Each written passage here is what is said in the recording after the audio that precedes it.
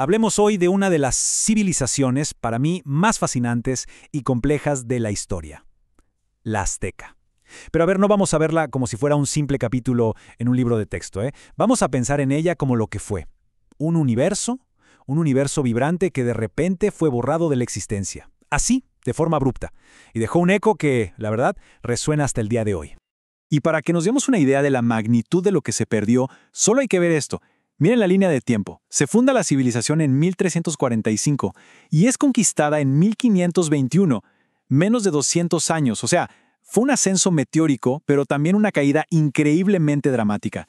Y es ese año, 1521, el punto de inflexión, el momento que lo cambió absolutamente todo. Exacto. Todo nos lleva a ese momento decisivo. Porque, ojo, la conquista de Tenochtitlan no fue solo una batalla más. No. Fue el colapso de un universo entero. A ver, el dato duro es este, y es contundente. En 1521, los conquistadores españoles, liderados por Hernán Cortés, toman la capital azteca. Y esto marca el fin de la civilización. Pero una afirmación tan directa, tan simple, en realidad esconde una pregunta muchísimo más profunda. Y esa pregunta es, ¿cómo era exactamente este mundo que desapareció? Para entender de verdad lo que se perdió, tenemos que hacer como un viaje en el tiempo.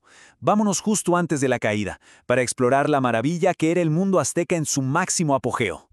Y si hablamos del mundo azteca, tenemos que empezar por su corazón, por su centro neurálgico, su capital, que era una auténtica proeza de ingeniería y urbanismo, la increíble Tenochtitlan. Y aquí es donde se ve la genialidad, la pura audacia de su diseño. A ver, piensen en esto. Decidieron construir una metrópolis sobre una isla en medio de un lago. Esto, claro, por un lado les daba una ventaja defensiva formidable, pero por otro, los obligó a desarrollar una infraestructura que era simplemente increíble. Estamos hablando de canales, de presas, todo con una planificación urbana superordenada, en cuadrícula, que giraba en torno a su centro ceremonial, el imponente Templo Mayor. Pero claro, Tenochtitlan era mucho más que una ciudad impresionante. Era el verdadero motor del imperio. Funcionaba como un centro teocrático, o sea, el poder religioso y el poder político eran básicamente la misma cosa, y al mismo tiempo era el gran centro comercial a donde llegaban todas las rutas de un territorio inmenso. Era, en esencia, el centro de su universo. Bien, pero ¿cómo se sostenía una ciudad tan magnífica y, todo el imperio que la rodeaba? ¿De dónde salían los recursos? La respuesta está en su estructura social, que era súper intrincada. Pensemos en ella como una pirámide de poder y de responsabilidades. Y para entender esa pirámide social, primero hay que entender un concepto clave, el calpulli. Esta palabra es fundamental. Pensemos en el calpulli como los cimientos de todo el edificio azteca. No eran solo barrios, Eran mucho más. Eran como unidades sociales y económicas autosuficientes. Agrupaban familias, administraban la tierra, la producción, en fin, toda la vida comunitaria. Entonces, ¿cómo encajaban estos calpulis en la estructura general? Pues miren, era así. En la mismísima cima estaba el Huey Tlatoani, el gobernante supremo, con un poder absoluto. Justo debajo de él, la élite, los sacerdotes y los guerreros de alto rango. Y en la base, sosteniéndolo todo, ¿quiénes estaban? Pues los calpulis. Eran el verdadero motor productivo del imperio. Es que el calpulli era el corazón de la vida diaria, de verdad. Se encargaba de la organización local, de agrupar a las familias, gestionaba la economía, sobre todo la producción agrícola, y, algo súper importante, era responsable de pagar el tributo al imperio. Y eran esos bienes, la comida, los textiles, los que al final mantenían al ejército, a los sacerdotes y a toda la maquinaria del Estado. Ahora, el mundo azteca no solo era complejo en lo social y lo político, también lo era, y mucho, en lo intelectual y lo espiritual. Su manera de ver el mundo, su cosmovisión, estaba súper conectada con la ciencia y sobre todo con la observación del cosmos.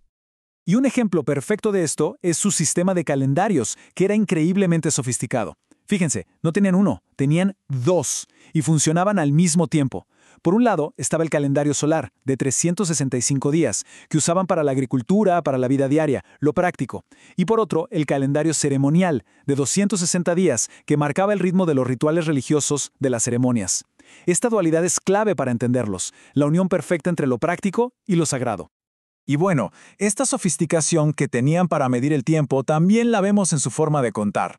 Para hacer sus cálculos, ellos no usaban una base de 10 como hacemos nosotros y la mayor parte del mundo. No, ellos usaban un sistema que se basaba en este número que ven en pantalla, el 20.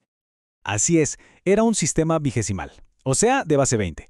Y con una combinación bastante simple de puntos y rayas, podían representar cantidades y hacer cálculos bastante complejos.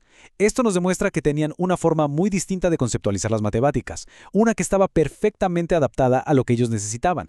Y claro, no podemos hablar de su visión del mundo sin mencionar un aspecto que es central y sí también muy controvertido de su religión: los sacrificios humanos. Para ellos no eran actos de crueldad sin más, eran una parte esencial de sus ceremonias religiosas. Era su forma de mantener el equilibrio cósmico, de honrar a los dioses. Y todo esto se llevaba a cabo en el corazón mismo de su ciudad, en el Templo Mayor. Y ahora que ya tenemos una idea un poco más clara de cómo era este mundo, volvemos al punto de partida. Volvemos a 1521. Porque ahora toca ver las consecuencias, las directas y devastadoras consecuencias de la conquista. El impacto fue catastrófico. Por un lado, la llegada de enfermedades para las que ellos no tenían ninguna defensa. Luego, la violencia extrema de la guerra, claro, y la imposición de un sistema de explotación completamente nuevo. Pero quizás lo más profundo fue la destrucción de su pilar social. El sistema de Calpulis fue desmantelado, y con eso se rompió la estructura misma de su civilización. Y todo esto nos deja con una última reflexión, porque más allá de las vidas perdidas y las ciudades destruidas, la verdadera tragedia, quizá, es la pérdida de todo un universo de conocimiento. Así que nos queda la pregunta flotando en el aire: ¿qué conocimientos, qué historias, qué formas de ver y entender el mundo se perdieron para siempre en 1521?